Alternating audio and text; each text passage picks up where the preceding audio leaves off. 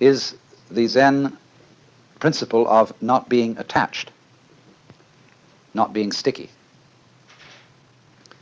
It's very difficult for us to function in that way because we've been brought up to believe that there are two sides to ourselves. One, the animal side, and the other, the human and civilized side.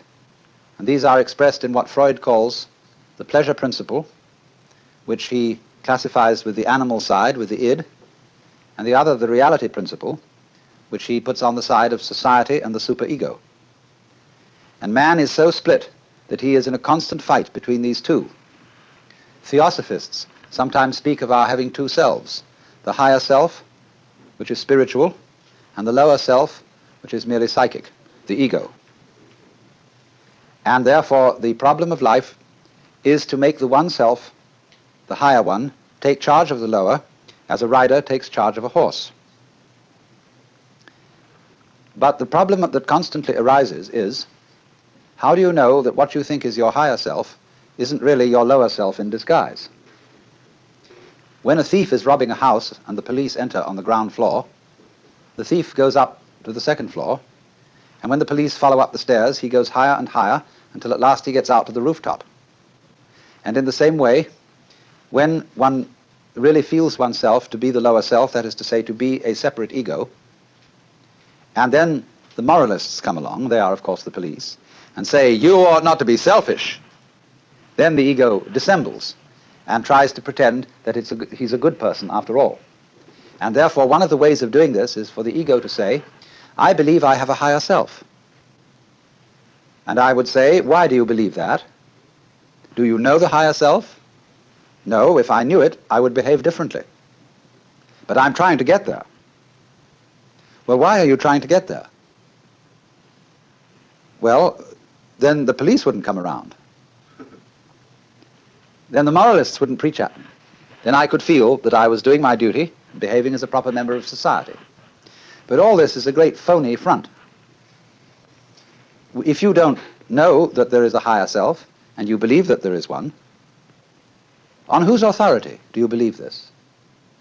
You say, oh, such and such a teacher, Buddha, Jesus, Shankara, the Upanishads, said that we have a higher self. And I believe it.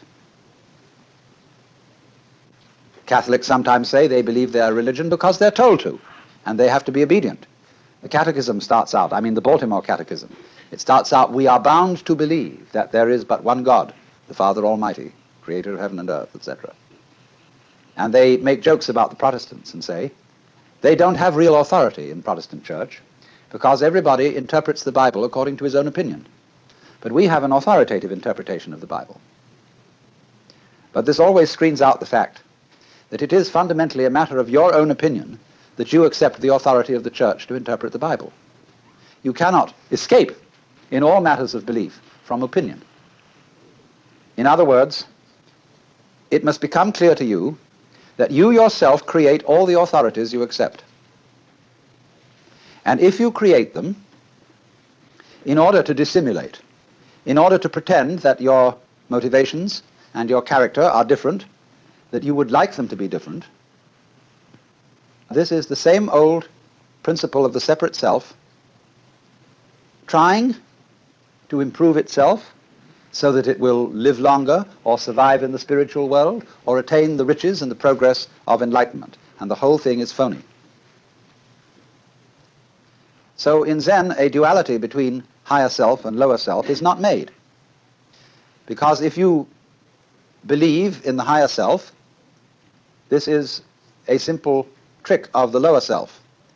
If you believe that there is no really lower self, there is only the higher self, but that somehow or other the higher self has to shine through, the very fact that you think that it has to try to shine through still gives validity to the existence of a lower self. If you think you have a lower self or an ego to get rid of, and then you fight against it, nothing strengthens the delusion that it exists more than that. So this tremendous schizophrenia in human beings of thinking that they are rider and horse, soul in command of body, or will in command of passions, wrestling with them, all that kind of split thinking simply aggravates the problem. And we get more and more split. And so we have all sorts of people engaged in an interior conflict, which they will never, never resolve. Because the true self, either you know it or you don't. If you do know it, then you know it's the only one, and the other, so-called lower self, just ceases to be a problem. It becomes something like a mirage. And you don't go around hitting at mirages with a stick or trying to put reins on them. You just know that they're mirages and walk straight through them. But if you are brought up to believe yourself split, I remember my mother used to say to me when I did naughty things, she said, "Alan, that's not like you." So I had, some conception of what was like me in my better moments, that is to say, in the moments when I remembered what my mother would like me to do. And so that split is implanted in us all. And because of our being split-minded, we are always dithering. Is the choice that I am about to make of the higher self or of the lower self? Is it of the spirit or is it of the flesh? Is the word that I have received of the Lord or is it of the devil? And nobody can decide. Because if you knew how to choose, you wouldn't have to. In the so-called moral rearmament movement, which is a very significant title, you test your messages that you get from God in your quiet time by comparing them with standards of absolute honesty, absolute purity, absolute love, and so on. But of course, if you knew what those things were, you wouldn't have to test. You would know immediately. And do you know what those things are? The more one thinks about the question, what would absolute love be? Supposing I could set myself the ideal of being absolutely loving to everybody, what would that imply in terms of conduct? Well, you can think about that till all is blue, because you could never get to the answer. The problems of life are so subtle that to try to solve them with vague principles, as if those vague principles were specific instructions, is completely impossible. So, it is important to overcome split-mindedness, but what is the way? Where can you start from if you're already split? A Taoist saying is that when the wrong man uses the right means work in the wrong way. So what are you to do? How can you get off it and get moving? Fundamentally, of course, you have to be surprised into it. Winthrop Sargent, not so long ago, interviewed a great Zen priest in Kyoto who posed to him the question, "Who are you?" And he said, "Well, I'm Winthrop Sargent." And the priest laughed. "No," he said, "I don't mean that. I mean, who are you really?" Well, then he went into all sorts of abstractions about his being a particular human being and so on, who was a journalist and so on, and the priest just laughed and said, "No." Then the priest just tossed off the conversation, and a little later made a joke, and Sargent laughed. And he said, "There you are." There was an army officer who once came to a Zen master and said, "I have heard a story about a man who kept a goose in a bottle. And it was growing very rapidly, and he didn't want to break the bottle and he didn't want to hurt the goose, so how would he get it out?" The Zen master didn't answer the question at all, but simply changed the subject. Finally, the officer got up to leave, and he went over to the door, and suddenly the Zen master called out, "Oh, officer!" And he turned around and said, "Yes?" The master said, "There, it's out." So in the same way, if I say to you, "Good morning," you say, "Good morning." Nice day, isn't it? Yes. Or if I hit you, boom, you say, "Ouch." And you don't stop to hesitate to give these answers and these responses. You don't think about it when I say good morning, unless you're a psychiatrist. What could I be meaning? So you respond. So in exactly the same way, that kind of response, which doesn't have to be a deliberate response, a response of a no deliberating mind, is a response of a Buddha mind or an unattached mind. But you must not imagine that this is necessarily a quick response. Because if you get hung up on the idea of responding quickly, the idea of quickness will be itself a form of obstruction. Very often when Dr. Suzuki is asked a question, very complicated question by some philosophy major at Columbia when he's giving lectures there, he's silent for a full minute and then says, yes. And this is exactly as spontaneous a response as it would be if he had answered immediately. Because during the period of silence, he is not fishing around to think of something to say. He is not at all embarrassed at being silent or at not knowing the answer. So, if you don't know the answer, you can be silent. If nobody asks a question, you can be silent. There's no need to be embarrassed about it or to be stuck on it.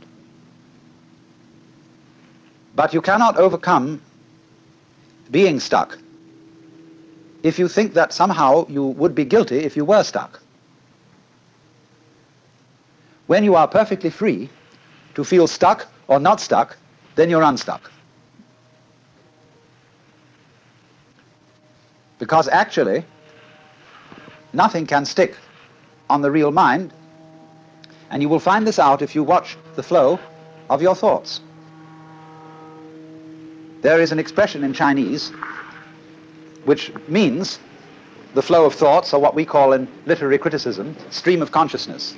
And they put the character for thought 3 times. Nyan, nyan, nyan. And so you will notice that thought follows thought follows thought when you are just ruminating.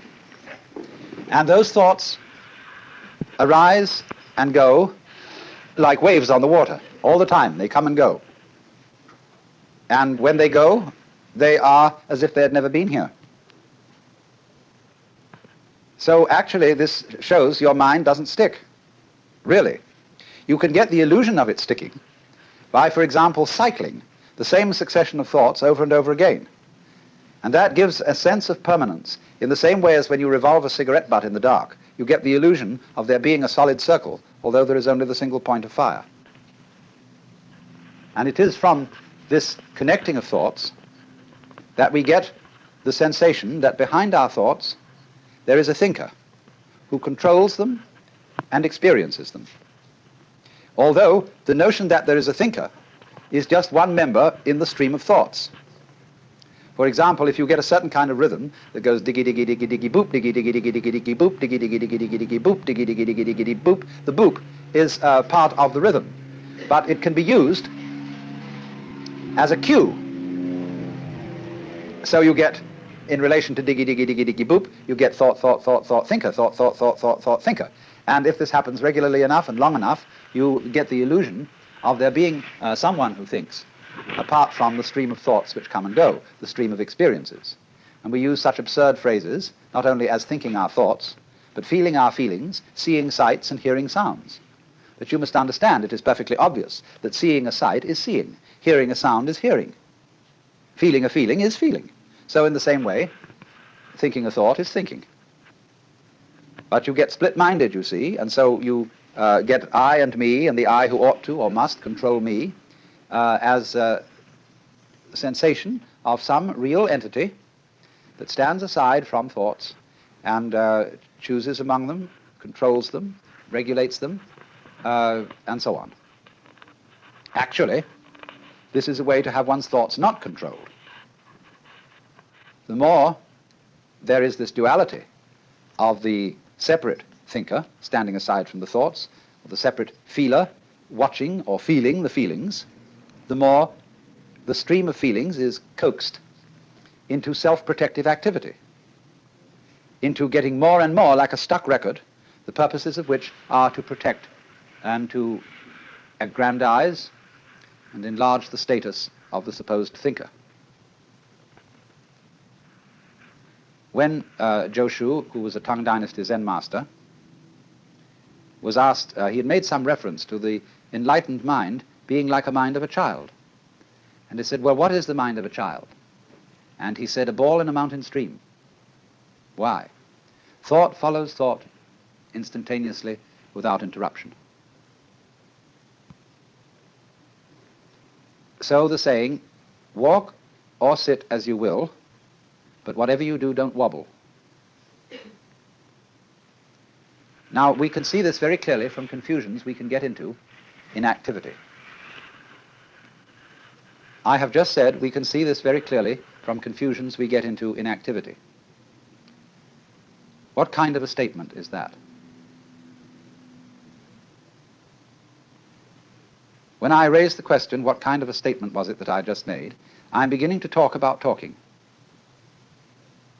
And one can do that, provided you don't try to do it while you're making the original statement. If I want to say something about what I've just said, then I must do it later, mustn't I? But not at the same time. I cannot say, you are a fool, and at the same time say, I'm giving you an insult in so many words. I cannot say, or in mathematics, I cannot write down a certain equation, and as I'm writing it down, simultaneously state what kind of an equation this is.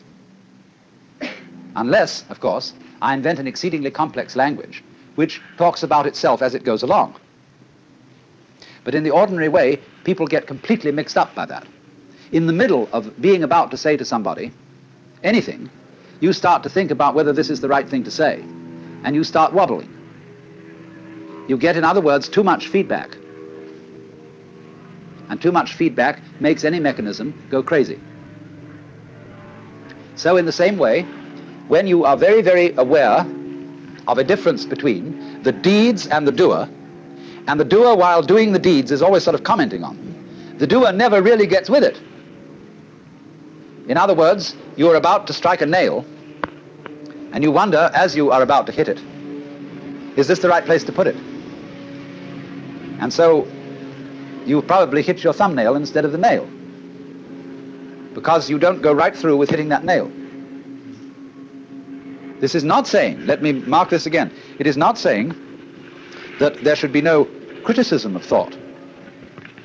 But if you criticize thought while thinking, as if there were a critic thinker standing aside from the stream of thought, then you get all balled up. And that is exactly what happens in the process of attachment, or what are called in Buddhist klesha, which mean disturbing confusions of the mind. And you see, this kind of confusion is something to which the human organism is peculiarly liable, because the human organism has language, you see, thinking is silent language. And I mean language in the most inclusive sense of the word, not only words, but also images and numbers, notation. Just because then we can talk about anything, we can talk about talking, we can talk about thinking, we can talk about ourselves, as if we could stand aside and say, said I to myself, said I. All we are actually doing is making a second thought, or thought stream, which comments on the one that went before, and then pretending that the second stream is a different stream than the first. That's because there are built into our minds all kinds of phony images about memory. We think, for example, of memory by analogy with engraving. In order to remember something, we write it down. And so we have a flat and stable piece of paper, and we make marks on it with a pencil, and they stay there. So we begin to think, is mental memory something of the same kind? Is there something stable upon which the passage of thoughts makes an impression? We say, he impressed me very much. This was a lasting impression on my mind. As if we were tablets. Indeed, the philosopher Locke used the expression tabula rasa, or clean slate, to describe the mind of a child. This is a mind which has not yet collected any memories, as if there were some sort of surface which accumulated these things and preserved them, and that's me. But you see, this superstition is related to a much more ancient superstition, that the world consists of two elements, one of which is stuff and the other of which is form. This is a myth based on a model of the world which is fundamentally ceramic. God formed Adam out of the dust of the ground. And so there is a stuff, and so there are forms engraved in it or imposed on it or stamped on it like a seal is stamped on wax. What is stuff like apart from form? What is form like apart from stuff? All those problems which have bothered people for centuries are based on asking the question in the wrong way, on having used the wrong image for the process. Actually, since nobody ever saw a piece of shapeless stuff, and nobody ever saw a piece of stuffless shape, the whole thing really is saying that they are the same. And there isn't any necessity even to think of a difference between them. Even the contrasting words, form and substance, or form and matter, are a nuisance. There is process. There is the flow of thought. And the flow of thought doesn't have to happen to anyone. Experience does not have to beat upon an experiencer. There is all the time simply the one stream going on, and we are convinced that we stand aside from it and observe it, because we've been brought up that way.